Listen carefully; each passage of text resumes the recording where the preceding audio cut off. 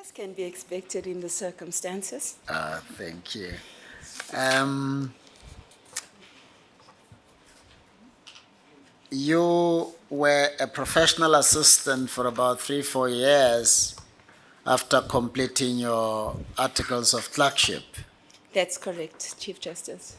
Any reason why you didn't decide to start your own practice or seek a partnership somewhere? I did think of those things, but there were some members of the bar that really inspired me, and I enjoyed watching them. And I got motivated by that. And truth be told, I don't like admin when I was an attorney. I prefer dealing with the law. Uh, are you happy to tell us who inspired you? One, two, or three? There was Judge President Benenge. We used to work, my erstwhile law firm, my erstwhile employer, would brief him, or through the office of the state attorney, we would work with him. And that's where I really started getting excited, because if I can say this, the JP has that energy of his to encourage, someone to apply themselves to the law. Yes. There was also Justice Matlanga. At that stage, my firm briefed him in a very big matter involving about 670 million rand. And then I would see from time to time Advocate Silva as well as Advocate Dukada. So I'd say they encouraged me, they inspired me, and it was on that basis that I decided I wanted to do pupillage. And you've been an advocate for about 14 years? That's correct, Chief Justice.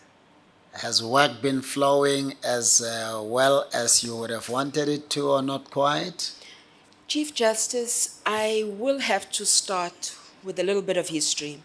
When I joined the bar, it was at a time when President Meyer, had been elevated. I was basically the only female at the bar. And through various advocates, I can name them, some of them are here, they would refer work to me. They would also introduce me to attorneys. So my experience was a very good one. The state attorney's office did support me, as well as a lot of the black firms in Mthatha. Yes. They did support me. And for how many months in all would you say you've acted? It's about 24 weeks when I calculate, including this year, which is about 5 months, Chief Justice. Was it a struggle to act for the first time? Did you struggle with producing judgments on time, or was it not as difficult as all that? I don't want to say it was enjoyable in case I come across as conceited, but it was enjoyable. I remember that when I started acting, Justice Petse was the deputy judge president in Mthatha, and he would just say, "You are a judge, deal with the matter as a judge." And it was easy, and I think my experience also in practice was of assistance, because I was able to identify issues, I was able to pen judgments, and I had a lot of assistance and guidance from other judges, especially Judge Miller. He was of great assistance to me. So yes, it was a good experience. How long does it generally take you to finalize a judgment? Chief Justice, I usually have a turnaround of about a month or two. There was only one instance where I took 5 months, but that instance was because I had been acting. Then due to high blood pressure, I was pregnant at the time. I had to stop acting. The reason why my doctor insisted I stop acting was because the previous time I was pregnant, my child died due to the high blood pressure. So for that reason, I could not work, and I had to be hospitalized as well. Yeah. But as soon as I came out and I was fine, I pen the judgment. From what you're saying, you're ready. I'm ready. JP? Thank you, JP. Good afternoon, Council. Good afternoon, Judge President. I'm constrained to declare that we worked together for many years. Yes, I've actually observed that the majority of judgments that you've referred to in your CV are judgments wherein you and I had been involved as counsel, Yes. right up to the Constitutional Court. yes, And in fact, you were my pupil. yes, You actually approached me finding out whether it was wise for you to join the bar, and I encouraged you to do so. yes, yes, Thank you. Your profile reveals that you are a Portuguese citizen born in Mozambique. yes, You grew up and attended school, including tertiary level education in South Africa. yes, You were trained and budded as a lawyer in South Africa. yes.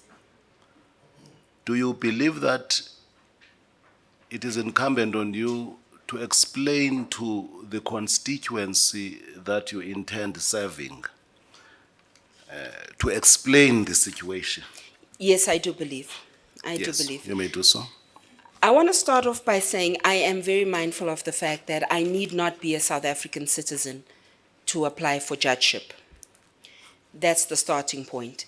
Then I also want to bring attention to this commission that I left Mozambique when I was around 6 years old. The reason my parents left Mozambique was because there was a bombing near our house. From what they tell us, it's a bombing wherein the South African government believed there were ANC members there. So after that, my father took the decision to uproot his family. We then moved to Swaziland for about a year, then relocated to Pietermaritzburg, where we lived for also a year until we moved to Umtata. And I've lived in Umtata ever since. But my parents never lost their commitment to their home. They were very committed to Mozambique, emotionally attached to Mozambique. And inevitably, that attachment transcended to all their children. Even though I've lived in South Africa, I believe South Africa is my home. Truth be told, if I go to Mozambique, at most I'll go for 2 weeks. I don't go for more than that. So I've lived in South Africa. I believe I'm a South African. But there was also that part of me that was attached to Mozambique through my parents. And for all these years, I've retained my Mozambican citizenship. But I had to renounce it because Mozambique acknowledges you can have a Portuguese passport and citizenship, but does not accept any other citizenship. For that reason, I've renounced now, because I also want to show South Africa, who I believe is my country, and whose people I believe are my people, that I am committed to being a judge in South Africa, if elevated. Thank you. The Association of Regional Magistrates of Southern Africa has remarked in relation to State versus Matwa, that is one of the cases to which you referred in your CV, Yes, JP? that there was a conflation of negligence, the test for negligence, and intention in the form of dolus eventualis. Indeed. Have you got any comment to make in relation to that? I did. I would like to request an opportunity. Having read the comments, I prepared something in answer to that. And I would like the opportunity just to read it so as to express the point I want to drive. How long is it? Because it's- otherwise, depending on the length, we may have to manage it differently. Chief Justice, it won't take me more than 2 minutes to read, 2 or 3 minutes at most. Yeah, it's quite a bit, but it's okay. Thank you, Chief Justice. This is my response to what they're saying. I am aware that in criminal cases, dolus eventualis requires that the accused in fact subjectively foresaw the consequence of his actions. In Jacob Humphreys versus the State, 2015, Volume 1, Essay 491 SCA, Brand J had the following to say. It is not enough that the accused should objectively have foreseen the possibility of the harm occurring. That would constitute negligence and not dolus in any form. One should also avoid the flawed process of deductive reasoning that because the accused should have foreseen the consequences, it can be concluded that he did. That would conflate the different tests of dolus and negligence. On the other hand, like any other fact, subjective foresight can be proved by inference. Common sense dictates that the process of inferential reasoning may start from the premise that, in accordance with common human experience, the possibility of the consequence that ensued would have been obvious to any person of normal intelligence. The next logical step would then be to ask whether, in light of all the facts and circumstances of this case, there is any reason to think that the accused will not have shared the foresight derived from the common human experience with other members of the general population. Now, I've quoted that from the Humphreys case. I read this to be in line with my conclusion that this is my response now. I read this to be in line with my conclusion that on my assessment, the accused ought to have foreseen. Put differently, and with a slight paraphrase of what Brand J.A. says, in light of all the facts and circumstances of this case, there is no reason to think that the accused would not have shared the foresight derived from common human experience with other members of the general population. To the extent that the accused in my case claims not to have subjectively shared that foresight, my conclusion is that he ought to have shared it. There is not much difference between that and what Brand J.A. says in his judgment. That's my response to that. Thank you. What role, if any, have you played in the transformation of the legal profession? My role has been one to mentor people and to ensure transference of skills. I have, as from 2009, at a stage when I was only in practice as an advocate for about 4 years or 3 years, I was appointed as a pupillage mentor, and since then I have been mentoring pupils. This year as well, I've had a pupil. I've also ensured that I've transferred skills, especially to women and Black women. That is actually a passion of mine. Have you ever led a Black woman? I have led, but it was mostly in drafting. I have led, upon request, I have led a colored woman, which I would say is a Black woman. Other women who have requested for me to lead them have been white women. Thank you, CJ. Thank you, JP. And maybe before I call upon the Premier, I just want to clarify something. Yes, Chief Justice? I thought, JP, if you could please switch off your mic. I thought Mozambique, as a sovereign state, has the possibility for its citizens to have Mozambican citizenship. Yes. But I noticed that you have not reflected Mozambican citizenship here. It's Portuguese. Yes. Which seems to suggest that it's Portugal as opposed to Mozambique. Would you like to clarify that, please? Thank you for the opportunity. When I took the decision to apply for South African citizenship, I went down to Mozambique to assert what was the requirements. And they told me, once you have South African citizenship, Mozambique will renounce your Mozambican citizenship because Mozambique will not allow that. So I then started the process of renunciation. By the time I started the process of applying for South African citizenship, my citizenship with Mozambique had been renounced. Oh, I don't think I've made myself clear. Yes. You see, the document says citizenship. Yes. It says Portuguese. Yes, I do have Portuguese citizenship. Oh, so you are not a Mozambican anymore. Did you have dual citizenship? Yes. Oh, I see. Mozambique only allows you to have Portuguese citizenship. That's Is the that only, so? Yes, because Okay. I've got both of those, and they've always allowed, and I've used them interchangeably. But they do not allow you any other citizenship. So are you renouncing even the Portuguese one? Sorry? Are you renouncing the Portuguese I citizenship? don't have to do that because Portugal does allow for dual citizenship. So you want to have dual? Yes, South Africa allows it as well. I know. Yes. I just wanted to understand. Yes. So, yes. okay, you It's don't want part to of be... my history. No, I know. I just Yes. wanted to know, you don't want to be only a South South African citizen. You want one leg in Portugal, another leg in South Africa. When you put it like that, Chief Justice, it sounds very sinister. Maybe I want you to feel guilty. But anyway, Premier... No. But- With time, Chief Justice, I will make my decision. But it's one step at a time because this is an identity. Yeah. Honorable Premier, over to you. Thank you very much, CJ. It would have been progressively correct for her to keep Mozambican one with South African one. That would be very super Africa. Yes. Just a comment to pass. Just quick question.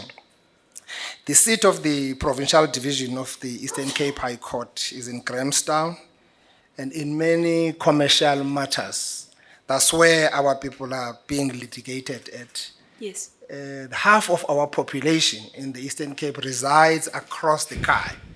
You've got someone who must travel as far as Mbizana, 500 kilometers away from Grahamstown, just to appear on a matter like this. What's your view on this? I may be seen as unpopular, but my view is that the seat should not be in Grahamstown. Because of that very reason, it's too far away. It makes justice inaccessible to people. And the whole point of having courts is for access to justice for the people. And if you have to go, for example, you have a case that arises, is it King Williamstown? You have to go to Grahamstown. You have a case that arises in Bizana. If the High Court in Umtata doesn't have jurisdiction for some reason, you have to go to Grahamstown. It's too far. And then what happens is you have people who don't even have the money, who must then brief an attorney in Umtata, who must then brief an attorney in Grahamstown. It's just multiplicity of costs. Through you, CJ, once more, in your own way of probably thinking, does the current justice system of our country serve the ordinary people of this country? I do believe so, yes. Okay, thank I you. do believe. Thank you. Thank you very much. Thank you, Premier. Commissioner Mpofu? Thank you. Good afternoon. Good afternoon, Commissioner. Another declaration. Yes. Yeah. One question which comes from the declaration, because I've had you as my opponent. Yes. I've also had you sitting on the bench when I Yes. appeared.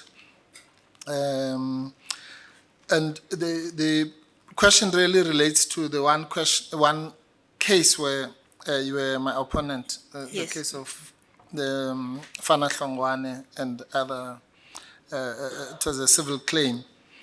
Now, in that case, without mentioning names, there was, let's just say, not all the practitioners behaved ethically. But I was quite impressed by the fact that you had the opportunity maybe to join in, but your behavior was quite professional. Thank you. Now, in relation to that, to what is the importance of that, of counsel's professional and ethical integrity, and the ability of a judge to rely on counsel's word without having to double check what that counsel is saying? How does that work or enhance the entire system? And how will you ensure that that continues if and when you are elevated? Commissioner, let me start off by saying here, when parties litigate, it is parties who litigate. It is not the lawyers who litigate. The role of the lawyers is to bring to ensure, even when their clients are losing, that they lose with dignity. In that case, you spoke about my client had to make concessions. My role was to ensure that my client made concessions, not only within the law, but also safeguarded the fund states. Now, it is imperative that counsel be ethical, because there are times that a judge may not be aware of every area of the law. And the judge will be relying on counsel to bring to their attention. Where counsel misleads the court, that's denial of justice in my view. Thank you, Chief Justice. Thank you so much, Advocate Mbofu. JP Mlambo? Good afternoon, Advocate Silva. Good afternoon, JP. I've looked at your questionnaire, and correct me if I'm wrong, Yes. you've acted for a total 21 weeks. Would that be Yes. correct? At the time that I submitted the questionnaire, it was 21 weeks, but subsequent to that, I also had a 4-week acting stint. I see. So that's 25 weeks. That's correct. What did you do in these 25 weeks? In this 25 weeks, I've been exposed to criminal law, both in terms of a criminal trial and full bench appeals. I've also had to do opposed motions, unopposed motions, and civil trials, as well as full bench appeals in civil matters. Oh, sorry, you were saying something? And in the full bench appeals, I've had to pen the judgments at times. Did you sit in a full court appeals? Yes, How many? 3 judges. Oh, sorry. 3 this term, 3 this year. Did you write any of them? Yes, I did write one of them. I see. And your opposed motions, Yes.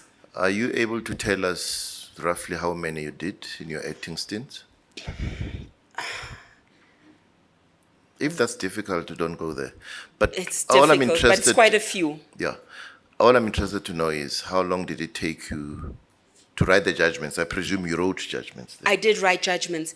It takes me a turnaround of about a month to produce a judgment. I see. And with your 25 weeks acting, you feel you are ready to become permanent? I do feel I'm ready. Not only is it the 25 weeks, but also the 14 years as an advocate. I have the work I've done both in opposed motions, unopposed motions, civil trials, has equipped me for that. Yeah. Well, the reason I'm asking whether you feel you're ready is between 2011 and 2017, you didn't act. Yes. Now, didn't that distance you somewhat from the judicial function? Not at all, but I must, if with your leave, CJ, I would like to explain why I didn't act. I became a new mother to a surviving baby, so I had to juggle practice and motherhood. That is why I didn't act during that stage. But it didn't distance me, because when I started acting again, I just carried on as if there had been no interruption. I've counted 14 judgments Yes. attributed to you. Is that all you've written in your acting stints? No, Or there are there is more than that. Uh-huh. There's more than that. How much more? I would say there's about 7 more than that. Oh, okay. Thank you very much, CJ. I was going to complain, it was the 7th. Sorry? Follow up, CJ. No, I know, it's not deliberate. It's not deliberate, and I didn't want to interrupt you, my brother. Sorry, Yes. CJ. Commissioner, yes, Just oh, what? you already have the light on, JP. Yes, You remind me of a certain minister. Before I could even administer the oath, he had already signed. Yes, JP. it's just one slight point that I want to make. I pressed it because I wanted you to hear me, to hear my voice. I just wanted to place it on record that for the period spanning October 2017, when I became JP, to 30 September 2019, the records tell me that you had 1 week of civil trials, Yes, 6 weeks of criminal trials or Yes. criminal work, yes, 3 weeks of appeals, yes. and 2 weeks of motion court, including opposed motions. Yes, that's correct. Thank you, CJ.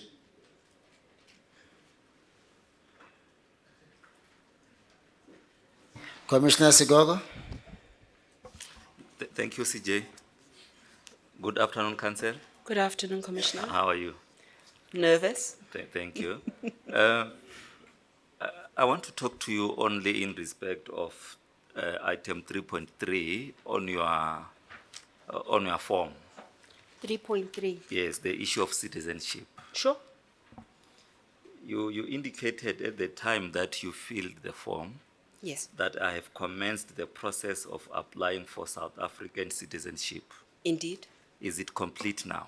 No. What happens is I was granted through my father permanent residence through the Transkei government. Now, what the process starts of late is you must take your original permit to Home Affairs in order for them to verify. I'm told it takes about 8 months. After they have done that, it's only then that you start the actual process of filling out the forms for citizenship. And what I have done is I have attached proof that I started the process. It starts with fingerprints and them taking the document, the permit.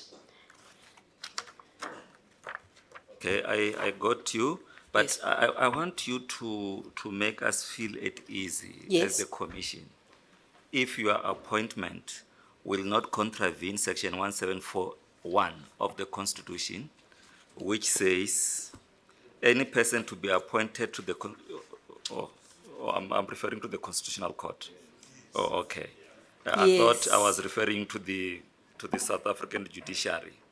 No. So your non-citizenship, does it not affect your appointment to the bench? Not at all, as far as I understand, only if I was applying to the Constitutional Court, but to a high court, it doesn't affect us all at all. I need not have applied for South African citizenship, but as I've mentioned, I want to show my commitment as well, because I've lived in South Africa for over 30 years. I align myself with the South African way of life.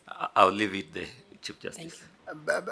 And that was probably a transitional arrangement, this, which requires some correction.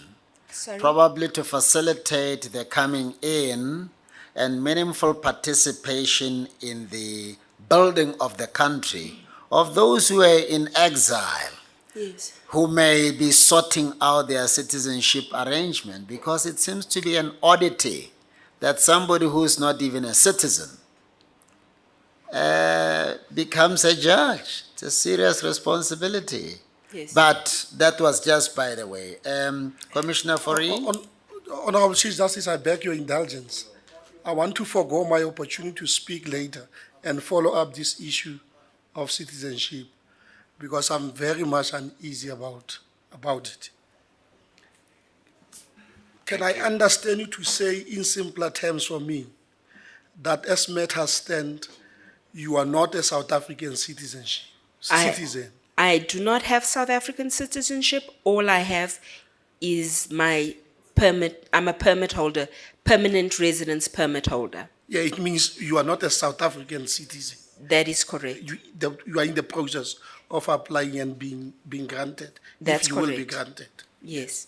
Now, with that in mind, and this may not be for you, if you don't feel comfortable in answering it, indicate it. Is it for the first time in your knowledge that a person who is not a South African citizen yet applies for a South African citizenship?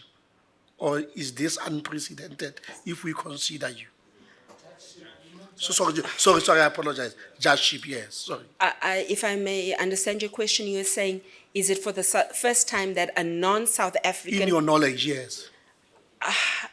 To my knowledge, there has been one other person, if I'm not mistaken, who was in the process of applying for citizenship with the bench. I don't know his name, but I don't know if he was Greek or something. Well, Judge Murphy, when he last appeared before this commission from Gauteng, didn't have, well, he had dual citizenship. Who's the? Mokose, from Lesotho, ne? Yes, yes. I was just saying it for your Yes, benefit, yes, for my Honorable benefit. Dodovu. Yes, Yes, yes. thank you, sir. Okay, I'm covered, I'm sorted. Yes. Yes, Commissioner Malema, so you are also foregoing. Yes. Thank you. Now, let me understand the two, because my understanding that those two had dual. They didn't have South African citizenship. No. Or they had dual. They had dual. No.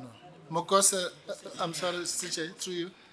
No, I don't know about Murphy, it was before my time, but Mokose was definitely not dual. It was, she was a citizen of Lesotho. She had applied, it was exactly the same situation. I actually had to clarify, I think, Commissioner Norman, this difference between the requirement for, yes, between the Constitutional Court and the Appeal Judge. Yeah. So why do you apply for citizenship now when you have been here for all those years? Why now? For 30 years. You're applying because you want to be a judge, even when the law doesn't exclude you from being a judge, even when you're not a South African citizen. The law doesn't stop you from being a judge, even when you're not a South African citizen. So why apply to be a South African citizen now? For two reasons. The first reason is why I didn't do it beforehand. Why I didn't do it beforehand is because I was still, through the interwoven fabric of being part of my family, I was still, I identified myself as Mozambican because that was my link to Mozambique, was through my citizenship. I was forced through my parents to leave my country of birth. Now, I've grown up in South Africa, I've lived in South Africa, I hardly even go to Mozambique. But I've come to realize that, you know what? If I'm applying to be a judge, and if I am elevated, I'm not making any assumptions or presumptions, it is right to be South African. I am ready for that. Because even if I'm not elevated, I practice in South Africa. I'll continue to live in South Africa. That is why, and not only that, my friends, my family is all here. I identify myself with the South African way of life. The South African people are my people. It's on that basis that, for emotional reasons, I am now ready for that step. So you applied to be a South African citizen because it is the correct thing to do when you want to become a judge? No. You don't have to be a South African citizen to be a judge. No, I'm saying not by law. Emotionally, you thought, if I want to be a judge, the right thing is to be a South African citizen. Absolutely. When did you apply? The renunciation took place, I think, in April, May this year. I then I started the steps for South African citizenship. Must have been May, June, somewhere there. Thank you, CJ. Thank you, Honorable Malema. Commissioner Norman? Thank you, Chief Sorry, Justice. Chief Justice, I think you called on me earlier. You know, I had cancelled Honorable Dodovu below you, and therefore thought I must focus on what comes below. You are right, Commissioner Fori. I'm sorry, Commissioner Norman. Commissioner Fori? Thank you, Chief Justice. Good afternoon. Good afternoon, Commissioner. I just want to also touch on your time of acting, Yes. where Judge President Mlambo also questioned you about. Yes. We know that between 2011 and 2017, there was a gap of 6 years. Yes. Now, if I look at your questionnaire, in 2017, you acted from the 31st of July to the 25th of August. That's just over 3 weeks. Yes. In 2018, from 30 July to 21 September, I would say that's about 7 weeks. Yes. So that gives us 10 weeks, and you say you've just acted for 4 weeks, or you're busy acting. No, I finished acting on the 23rd of August. So am I right to say that since 2017, you have acted for a period of more or less only 14 weeks? Yes, you would be correct. If I were to sit and do the sums, that would probably. Would you regard that as sufficient to enable you to be elevated?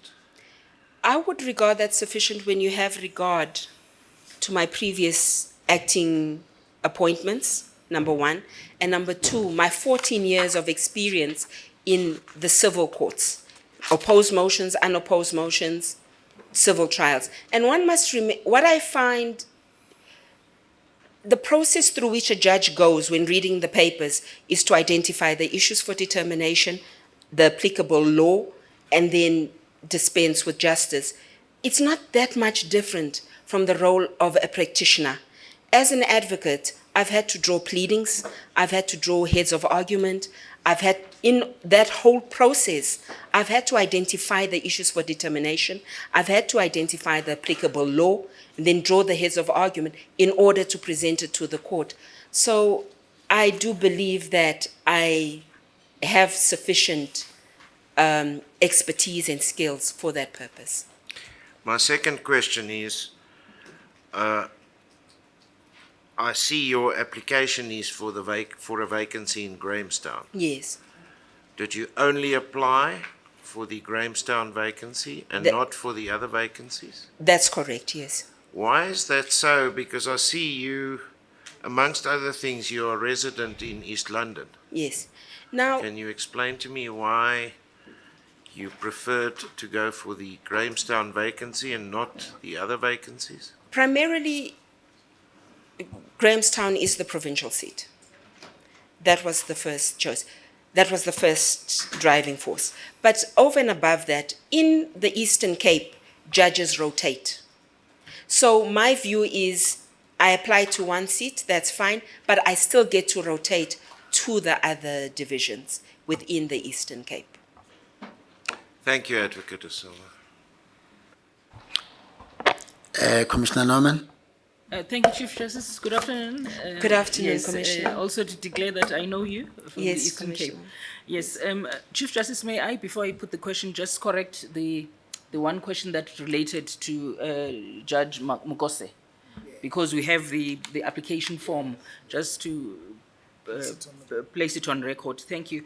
She had put in her date of birth in paragraph 3 of her application, and then 3.2, it was stated, what is your date and place of birth? She gave the date of birth.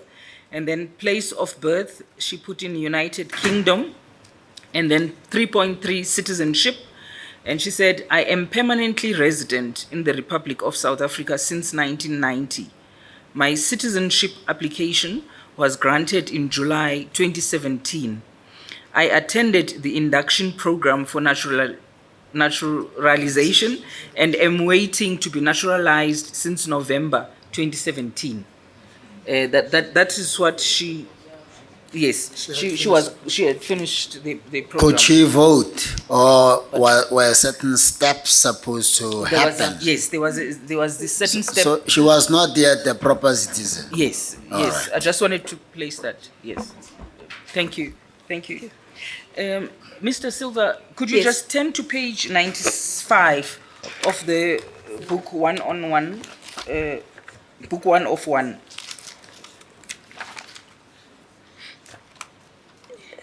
Book 1 of 1, sorry. Yes, yes, page 95.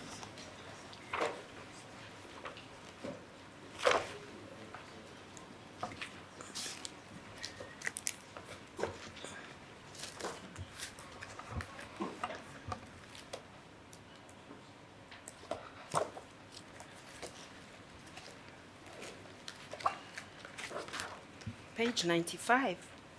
Yes. It must be written book 1 of 1 on the cover. Outside. There are 2 book 1s of 1. Or the one would have 2 vacancies, Grahamstown. It must be, Yes, sorry, yes. it must be feedback or shortlist. I think that is the difference. Oh, yes, it should be shortlist. Thank you for that. Okay, thank you. Shortlist. Yes, yes. Can you give me 1 second, please? Page 95. Should I give it? No, don't worry. I think she's found it. Have you found it? Not yet. I'll take. Oh, okay. Page 95 is in relation to Advocate Beard.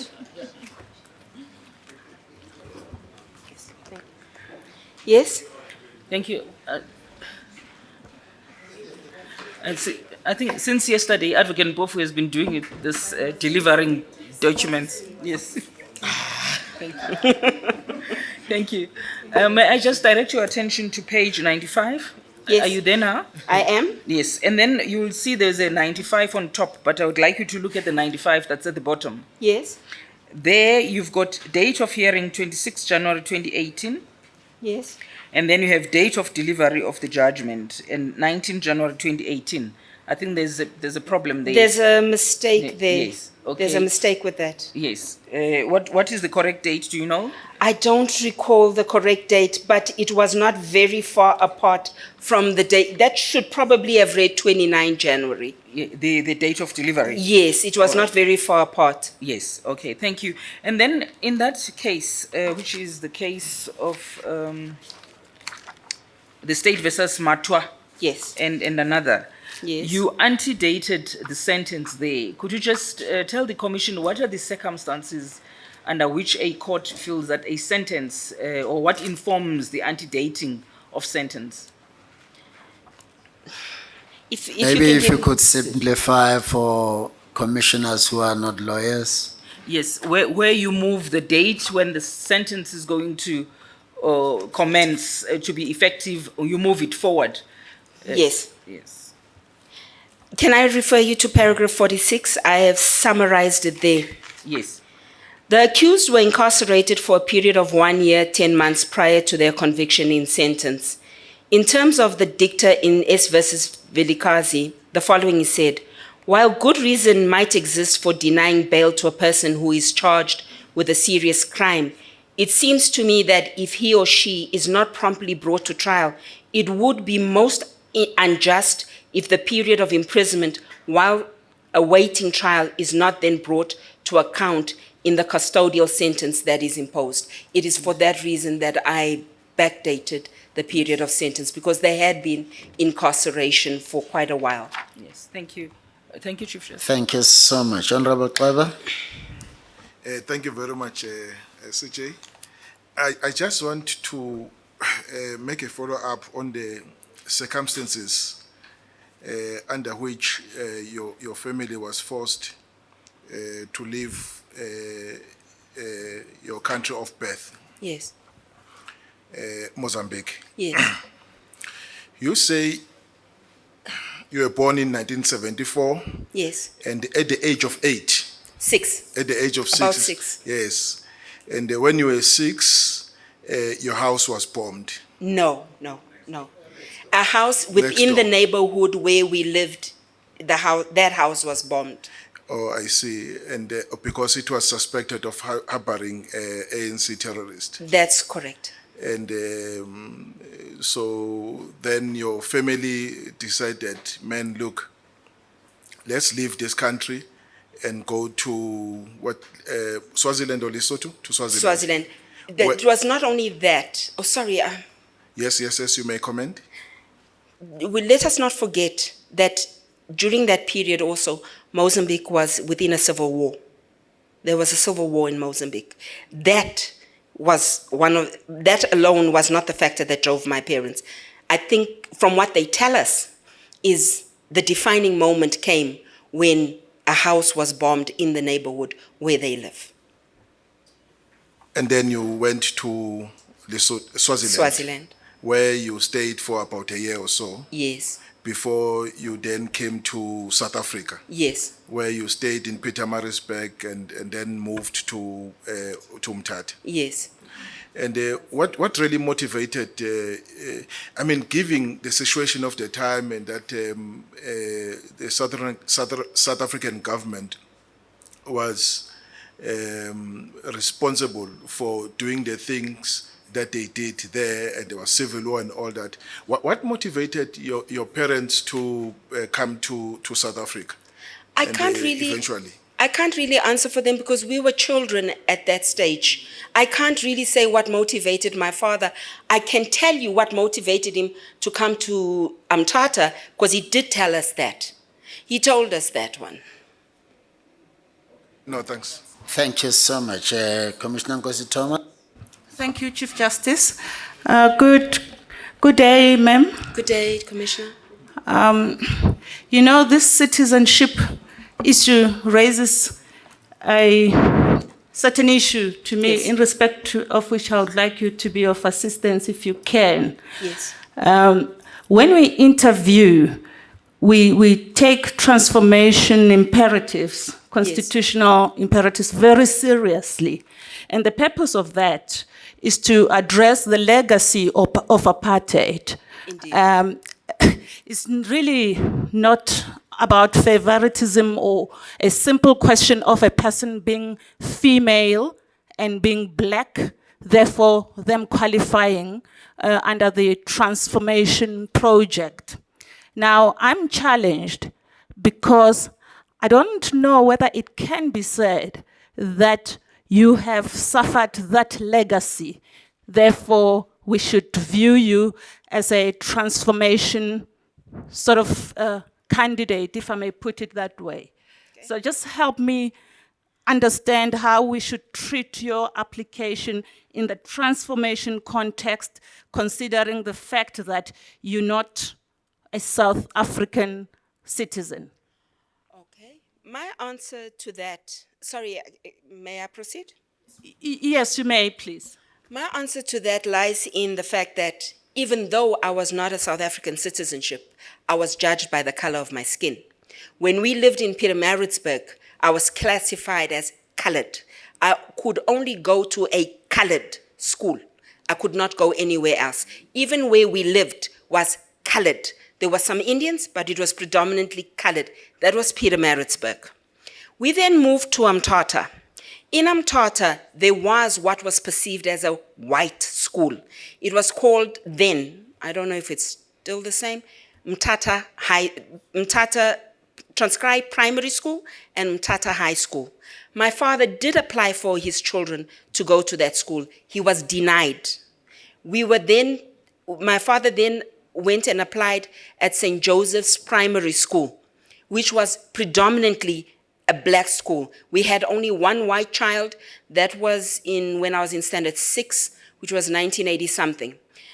So even though not being a South African, I was exposed to the effects of apartheid. Then further, when I went to school, high school, I went to Holy Cross High School. Again, I did apply to Umtata High as well. I was denied. So I went to Holy Cross. But that was fine by me because Holy Cross was the competitor to St. John's and we were happy with that. And so it's from that perspective that I will say, even though I may not have been South African, but I was subjected to the laws that governed apartheid. Thank you so much for your assistance. Thanks, Chief Justice. Thank you so much. See President Meyer. It's just a point of clarification, CJ, thank you. Oh, and first, may I just declare that I also happen to know Mr. Silva quite well. The schools you say you attended in Umtata were actually very privileged schools, which were not accessed by many black children.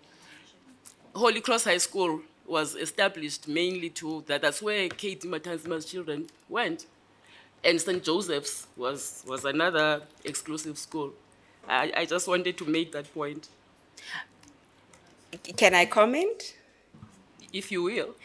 I did not know of that. What I do know is that it was predominantly a black school. The last question, CJ. Do you speak Xhosa? Kancinci. Okay. Thank you, Mr. Silva. Honorable Singh. Thank you very much, Chief Justice. As a short question, Advocate De Silva. Are you prepared to consider, when granted your South African citizenship, to remain a South African citizen and denounce or renounce Portuguese citizenship? That is something I'm going to have to consider. I'm not saying no to it at the moment because South Africa does allow dual citizenship, but it is something that I'm going to have to consider. But I must say, it is not something that I consider in isolation because I also have a family. I form part of my family and they have that citizenship. Fine, so you can't give us a categorical answer now? No, not at this stage. Thank you, Chief Justice. No, thank you, Mr. Silva. You'll reflect. It sounds very much like some backup plan. Sorry. Thank you so much. You're excused, ma'am. Thank you.